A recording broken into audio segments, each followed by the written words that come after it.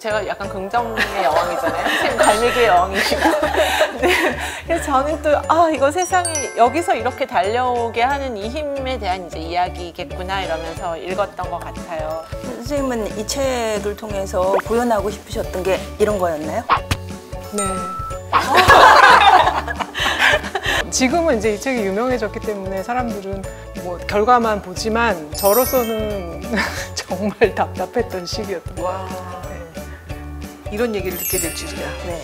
와.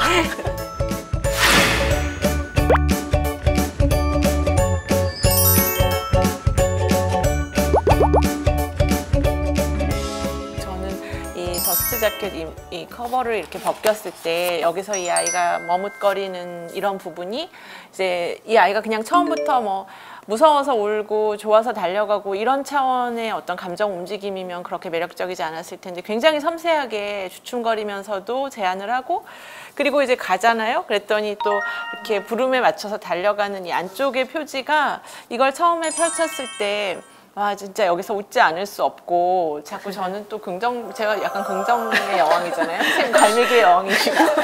네. 그래서 저는 또 이거 세상에 여기서 이렇게 달려오게 하는 이 힘에 대한 이제 이야기겠구나 이러면서 읽었던 것 같아요. 이제 전 맨 뒤에 이 안쪽 표지도 너무 좋은 게 이제 갈매기들만 이렇게 있는 장면인데 이 뒷표지는 어떤 이유로 이렇게 안에 설계하셨어요? 그 전까지 우리나라 책은 대부분 이 더스트 자켓이라고 하는 겉사계가 없어서 생각을 못 했었는데 미국은 웬만하면 하고 뭐 안 할 때는 안 하는 이유가 있고 그렇게 되더라고요. 그래서 사실 겉사계가 하나 더 생기면 작가 입장에서는 너무 좋은 거죠. 그림 그릴 때가 올릴 때가 하나 양쪽에 두 개가 더 생기기 때문에 그 안에서도 사실 더 서사를 넣을 수도 있고 이번에 이제 여름이 온다에서는 제가 아주 그냥 네, 했죠. 저희가 준비했습니다. 겉사계를 어떻게 좀 최대한 이용해 보려고 이제 노력을 했었죠. 저걸 굉장히 많이 말을 하더라고요. 저거를.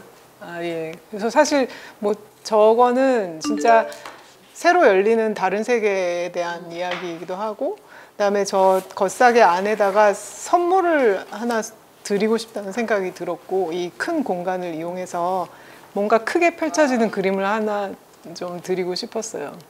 어쨌든 저한테는 되게 중요한 공간인 거죠. 이 겉사계의 공간도. 사실 파도야 놀자 덕분에 이제 그런 생각을 하게 됐던 것 같고요. 근데 그때는 이렇게 앞뒤로 뭔가 더 서사를 붙이겠다는 생각은 없었던 것 같고 출판사하고 얘기할 때는 이제 여기서는 이제 뭔가 초대하는 느낌이어서 간단하게 이렇게 이미지를 넣어주고 마지막은 이제 마무리하면서 좀 여운을 남기는 방향으로 하자는 이야기 정도 했었던 걸로 기억합니다. 네. 편집자의 역할도 굉장히 중요하네요. 그런 거 의논하고 이제 결론을 도출하고. 말씀을 들어보니까 이 책 사이의 경계뿐만 아니라 책의 위와 아래와 그리고 이 겉사계와 이런 데까지 그 공간이 엄청나게 확장이 돼서 이 선생님의 그 공간 이용은 도대체 어디까지 갈 수 있을까 이제 이런 생각도 들고요. 지금까지 우리가 뭐 놀랍다, 너무 멋지다 이런 얘기를 많이 했는데 선생님으로서는 본인 작품에 대해서 좀 마음에 들지 않고 좀 더 잘했으면 싶은 측면도 있었을 테고 그런 게 있으신가요? 있었겠죠? 찾아 지금. 이거 별로 없어 이설인데 이거. 저는 잘한 것 같아요. 네, 좋습니다. 이런 자신감 좋습니다. 그냥 제가 그때 관심이 있었던 주제를 그냥 딱 그때 할 수 있는 생각만큼 항상 표현하고 지나간 것 같아서 그러니까 책들을 만들다 보면 아쉬움이 늘 있기 마련이긴 한데 지나고 나면 그게 이제 그냥 내가 재미있었던 부분만 자꾸 기억에 남는 것 같아요. 그래서 지금 생각하면 제가 그때 그림을 쫙 그려서 이렇게 늘어놓고서 이 책의 꼴을 생각하던 그 당시의 장면이 항상 생각이 나거든요. 되게 좁은 마루에서 그리고 그때는 이제 막 시작하는이라고 하기에는 책이 나오긴 했었지만 그러니까 제가 만든 작업을 가지고 이렇게 목소리를 낼 수 있을 만한 작업들이 쌓이지 않은 상태였기 때문에 되게 앞날이 되게 막연하고 불투명하고 이런 책을 만들어도 될까부터 시작해서 이게 이해가 될까? 그때 이제 제가 미국에서 살고 있을 때인데 집도 절도 없는 어떤 그러니까 아무런 출판계와 관련이 없는데 미국 출판사에 뭔가 이 시도를 해보려고 하면서 막막함, 정말 아무런 도움을 받을 데가 없어서 그런 생각을 하면서 또 계속 나아갔던 기억은 있거든요. 약간 이런 거 이렇게 쳐다보고 있다가 이렇게 쏙 그렇죠. 넘어오는 거? 왜냐면 지금 손이 없잖아요. 네, 네. 어디를 잡아야 될지 그러니까 모르는. 딱 지금 말씀하시는데 이 장면 딱 떠올라요. 네, 모르는 상태. 이렇게 네. 이야 그래- 넘어가 주셔서 감사합니다. 근데 그때도 그런 생각했던 것 같아요. 근데 내가 지금 여기서 그래서 이걸 해보지 않으면 그 다음은 뭐 어떻게 할 건데 라는 생각을 했었던 것 같기도 하고 되게 막막했던 시간들이 떠올라요. 이 책을 보면 지금은 이제 이 책이 유명해졌기 때문에 사람들은 그냥 뭐 그렇잖아요. 그냥 뭐 결과만 보지만 저로서는 정말 답답했던 시기였던 것 같아요. 와 네. 이런 얘기를 듣게 될 줄이야. 네. 와. 그러네요. 자, 선생님 이렇게 이제 그 공간 경계 이런 거는 이제 충분히 좀 풀어내신 것 같다는 생각이 들고 최근에 나온 이 여름이 온다 이거는 뭔가 조금 이렇게 결이 다르고 세계관이 약간 달라진.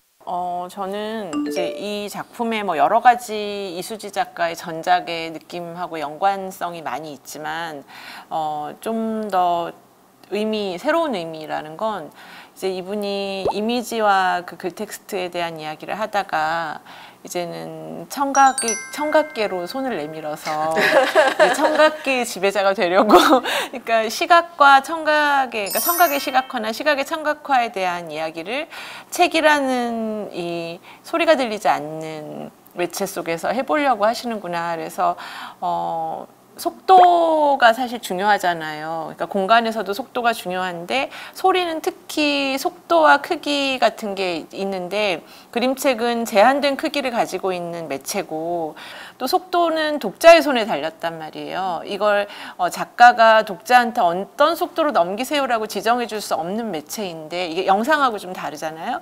근데 제가 이 작품에 제일 놀랐던 건 저희가 비발디의 사계 중에 여름을 모티브로 한 작품인데 여름을 이제 듣고 이 작품을 읽는 걸 반복적으로 하다 보면 어떤 선 이해가 없어도 또 가이드가 없어도 그림의 속도하고 노래의 속도가 맞는 걸 느낄 때가 있어요. 그리고 그림의 속도를 제가 빨리 조절하는 어떤 타이밍을 알게 되면서 제가 약간 책을 연주하는 느낌이 드는 거예요. 지시사항이 없는데 이걸 제가 한다는 건 저한테 지휘의 권한을 가질 수 있게 이제 작가가 뭔가를 준 거잖아요. 근데 제가 어렸을 때 어떤 경험이 있냐면 그 교과지휘하는 애들 있잖아요, 학교에서. 근데 교과지휘하는 애들은 그 학교에서 제일 음악을 잘하는 애들이 이제 하는데 너무나 교과지휘하는 언니를 제가 좋아했어요. 그래서 그 언니처럼 지휘하고 싶어서 이렇게 막 지휘 연습을 이렇게 따라하면서 언니에 대한 팬심을 이렇게 하고 있는데 저희 음악쌤이 여자분인데 되게 체격이 좋은 여자분인데 갑자기 제 뒤에 딱 와가지고 제 어깨를 이렇게 만지면서 어깨 어디를 이렇게 들 수 있게 손을 약간 그 필라테스 선생님이 해주는 것처럼 했는데 제가 너무 근사한 지휘를 하고 있는 거예요. 그러면서 그 순간에 노래에 내 몸을 이렇게 얻는다는 게 이런 기분이구나라는 걸 느끼게 해줬고 약간 너무 잊을 수 없는 순간이에요. 근데 이제 그림책을 보는데 제가 이 속도를 느낄 수 있게 그림이 도와줬구나. 약간 이런 생각이 들어서 굉장히 다른 작품의 세계로 또 들어왔다는 생각을 했어요. 네. 선생님은 이 책을 통해서 구현하고 싶으셨던 게 이런 거였나요? 네. 아니 그 얘기가 너무 감동적이었어요. 그렇죠. 네. 진짜 감동적이네요. 네. 사실 제가 그림책을 통해서 하고 싶었던 게 그런 게 아닐까 진심은 그런 생각이 드네요. 왜냐하면 음악이란 거를 느끼는 방식이 정말 그냥 귀로 들려오는 소리를 얘가 그냥 할 수 없이 듣고 그게 이제 어느 순간 내 마음의 어떤 거하고 딱 결합이 되면서 좋다라는 이제 감정이 생겨나면서 그 다음부터는 그냥 그 음악이 저를 통과하면서 그냥 제가 느끼면서 즐기는 거잖아요. 근데 저는 그림책도 그럴 수 있지 않을까라는 생각을 했던 것 같아요. 그러니까 어떤 그림책들은 이야기를 이제 머리로 이해하면서 가슴 속에 들어와서 어떤 프로세스를 거쳐서, 그러니까 어쨌든 뭔가 이해하는 과정인데 그게 굉장히 자연스럽게 되기도 하고, 어떤 책은 굉장히 분석하면서 보기도 하고, 작가가 숨겨놓은 단서들을 보면서 조합하면서 가야 되는 책들도 있고, 굉장히 다양한 책들이 있는데, 어떤 책은 그냥 말 그대로 그냥 오감으로 그냥 볼 수 있는 책이 있을 수도 있겠다라는 생각이 들었고, 이제 그런 거를 좀 표현을 해보고 싶었던 게 가장 컸던 것 같고요. 네. 이렇게 지면의 경계를 통해서 뭔가 우리의 세계를 확장시키는 데서 이제 조금 더 나아가서 시각과 청각의 경계를 넘어서 또 다른 세계의 그 확장을 보여주는 그런 작품을 또 보여주셨는데, 우리 이수지 선생님의 이 확장성이 어디까지 나갈 수 있을까 굉장히 그 기대가 되고요. 이 정말 작은 책 한 권이 이룰 수 있는 게 얼마나 다양하고 얼마나 넓고 깊은가, 이런 것들을 체험할 수 있는 그런 시간이었습니다. 선생님, 혹시 마지막으로 해주실 말씀 있으실까요?